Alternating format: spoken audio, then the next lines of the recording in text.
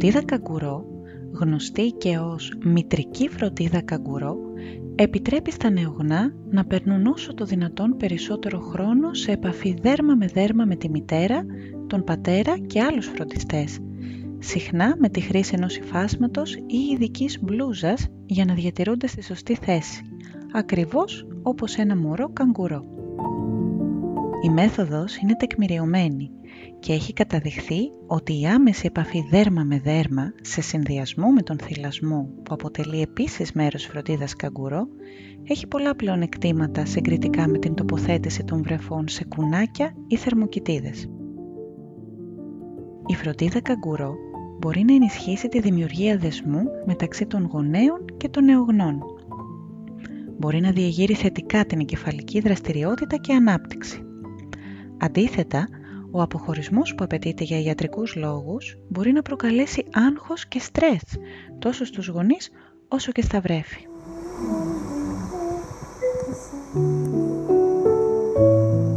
Η φροντίδα καγκουρό μπορεί επίσης να ενισχύσει την πρώιμη επικοινωνία, καθώς οι γονείς μαθαίνουν να ανταποκρίνονται στις ανάγκες του βρέφους και τους τρόπους επικοινωνίας του. Η ενισχυμένη αυτοπεποίθηση των γονέων και οι θετικές εμπειρίες φροντίδας του βρέφους συνεπάγονται καλύτερη υγεία για τα βρέφη. Η επαφή δέρμα με δέρμα διατηρεί τα βρέφη ζεστά και τα βοηθάει να ρυθμίσουν τη θερμοκρασία, τον καρδιακό ρυθμό και την αναπνοή τους. Μπορεί επίσης να ενθαρρύνει την ταχύτερη έναρξη του θυλασμού, βοηθώντας τη μητέρα να παράξει γάλα και το βρέφος να ξεκινήσει να θυλάζει.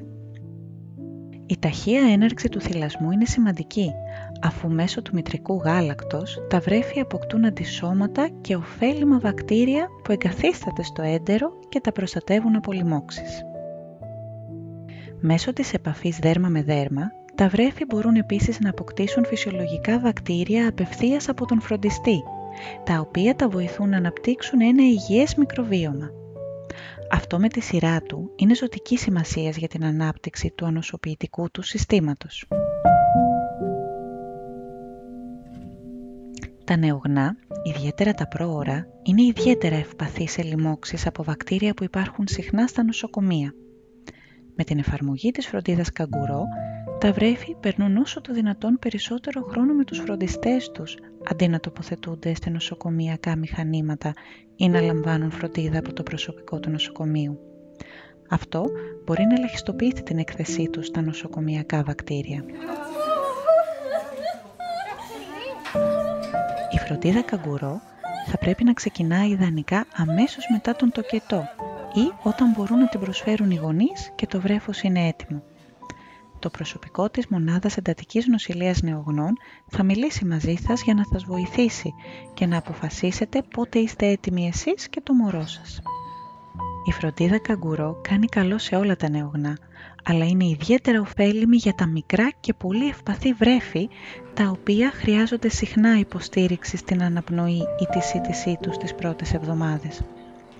Αυτό μπορεί να περιλαμβάνει τη χρήση ιατρικού εξοπλισμού και διασωλήνωσης για την παροχή οξυγόνου και φαγητού, στοιχεία που μπορούν να χρησιμοποιηθούν με ασφάλεια σε συνδυασμό με τη φροντίδα καγκουρό.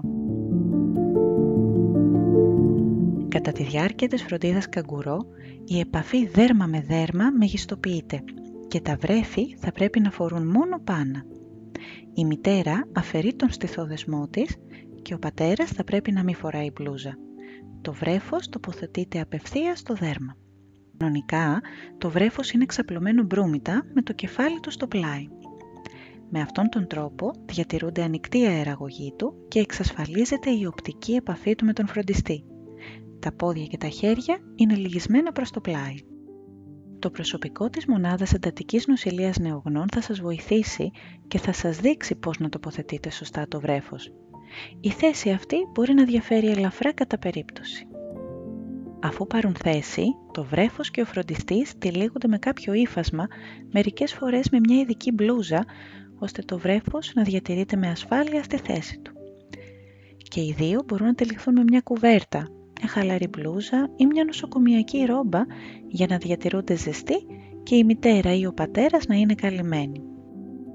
Είναι δυνατή η μετακίνηση κατά τη διάρκεια της φροντίδας καγκουρό, ωστόσο οι περισσότεροι γονείς προτιμούν να κάθονται δίπλα στην κούνια του βρέφους. θα ενημερωθείτε σχετικά από το προσωπικό της Μονάδας Εντατικής Νοσηλείας Νεογνών. Όσο περισσότερο παραμένει το βρέφος σε φροντίδα καγκουρό, τόσο μεγαλύτερα τα ωφέλη για αυτό. Κάθε φορά που κάθεστε με το βρέφος, θα πρέπει να αφιερώνετε τουλάχιστον 1 ώρα, ώστε να προσαρμόζονται τόσο ο γονέας όσο και το βρέφος. Αφού συνηθίσετε τη διαδικασία, το βρέφος θα περνάει ιδανικά περισσότερο χρόνο στη φροντίδα καγκουρό, χωρίς να υπάρχει συγκεκριμένο μέγιστο χρονικό διάστημα. Η συνεχόμενη φροντίδα καγκουρό, με εναλλαγή γονέων και άλλων φροντιστών, είναι η ιδανική επιλογή. Η φροντίδα καγκουρό μπορεί να παρέχεται κατά τη διάρκεια της νοσηλείας και να συνεχίζεται στο σπίτι μετά το εξιτήριο. Είναι πολύ φυσιολογικό να δυσκολεύεστε στην εφαρμογή της φροντίδας καγκουρό, παρότι το θέλετε. Το προσωπικό της Μονάδας Εντατικής Νοσηλείας Νεογνών είναι πολύ έμπειρο και μπορεί να σας βοηθήσει να ξεκινήσετε να εφαρμόζετε τη φροντίδα καγκουρό με ασφάλεια και αποτελεσματικότητα. Μπορεί να σας βοηθήσει στη θέση που πρέπει να πάρετε ή το ντύσιμο και το τάισμα του βρέφους, οπότε μην διστάσετε να ζητήσετε την υποστήριξή του ανά πάσα στιγμή. Η μητρική φροντίδα καγκουρό συνιστάται πλέον για όλα τα βρέφη και ιδιαίτερα τα πρόωρα από τον Παγκόσμιο Οργανισμό Υγείας. Εάν έχετε απορίες, μην διστάσετε να τις εκφράσετε στο προσωπικό του νοσοκομείου.